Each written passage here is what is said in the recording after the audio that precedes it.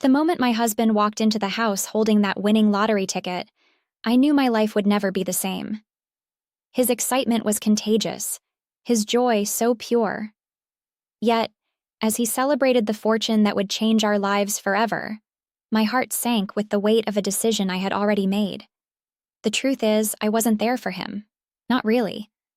My mind was elsewhere, tangled in a web of emotions I couldn't untangle.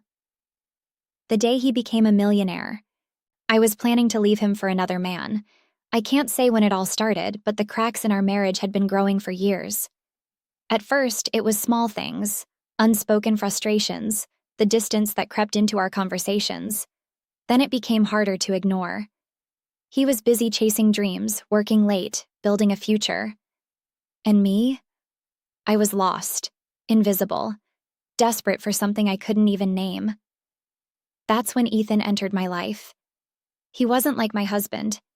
He was bold, confident, and carried an air of danger that made my heart race. Our connection was electric from the beginning, a spark that refused to be extinguished.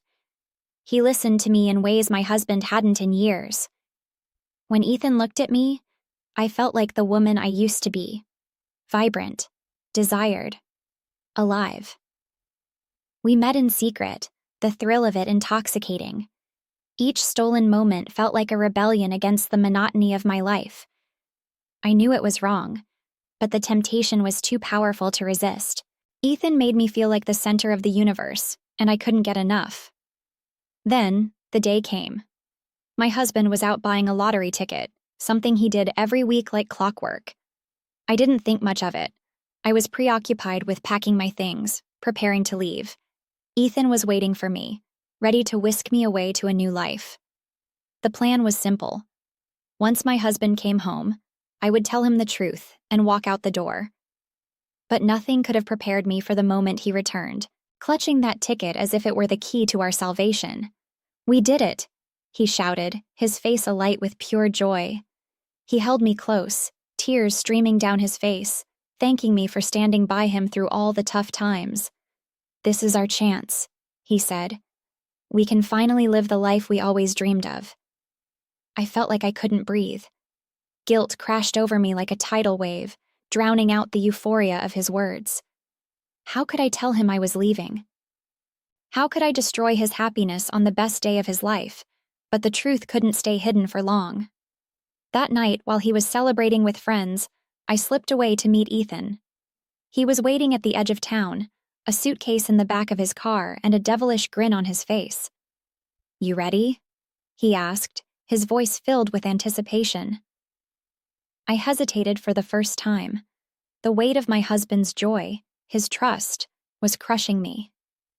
"He won the lottery," I blurted out, the words tasting bitter on my tongue. Ethan's grin faltered, replaced by a calculating look I had never seen before. "That's incredible," he said, his tone suddenly colder. "But it doesn't change anything, right? You're still coming with me." I nodded, though my heart wasn't in it. As we drove away, I couldn't shake the feeling that I was making a terrible mistake. Ethan, sensing my hesitation, tried to reassure me. "You deserve better," he said. "A life without limits, without regrets." But his words rang hollow. The further we drove, the heavier my guilt became. Memories of my husband flooded my mind, the way he laughed, the sacrifices he had made for us, the dreams we once shared. I realized I wasn't just betraying him, I was betraying myself. Ethan pulled into a motel parking lot, his excitement palpable. "This is it," he said, grabbing my hand. "Our fresh start." But as I stepped out of the car, something inside me broke. I couldn't do it. I couldn't turn my back on the man who had given me everything, even when I didn't deserve it. "I can't," I whispered, tears streaming down my face.